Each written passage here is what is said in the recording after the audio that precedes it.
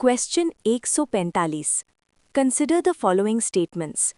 The Bombay Manifesto, signed in 1936, openly opposed the preaching of socialist ideals.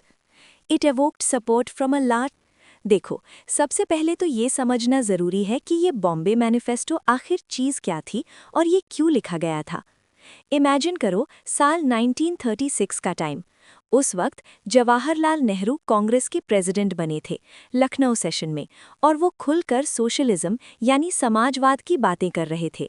अब socialism का simple मतलब ये होता है कि अमीरों की दौलत और बड़ी बड़ी फैक्ट्रीज पर सिर्फ उनका हक नहीं होना चाहिए, बल्कि वो दौलत गरीबों और मजदूरों ने भी बंटनी चाहिए। नेहरू जी चाहते थे कि गवर्नमेंट का कंट्रोल हो बिजनेसेस पर, ताकि गरीबी हटाई जा सके।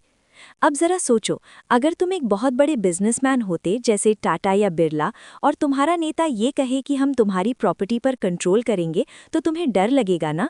बस यही हुआ था।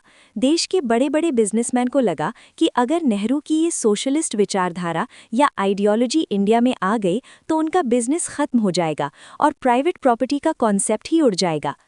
इसलिए नेहरू की इस सोशलिस्ट पॉलिटिक्स के खिलाफ एकजुट होने के लिए मुंबई के 21 सबसे बड़े बिजनेसमैन ने मिलकर एक लेटर साइन किया। इस लेटर को ही बॉम्बे मैनिफेस्टो कहा जाता है।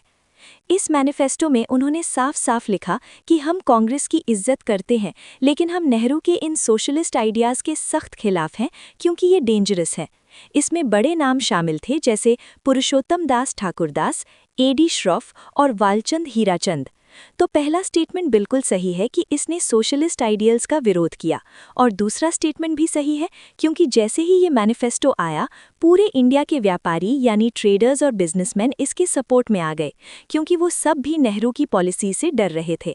तो बेसिकली ये अमीरों का डर था नेहरू के गरीबों वाले आइडियाज़ के खिलाफ। इसलिए इसका सही आंसर है सी, बोथ 1 और 2।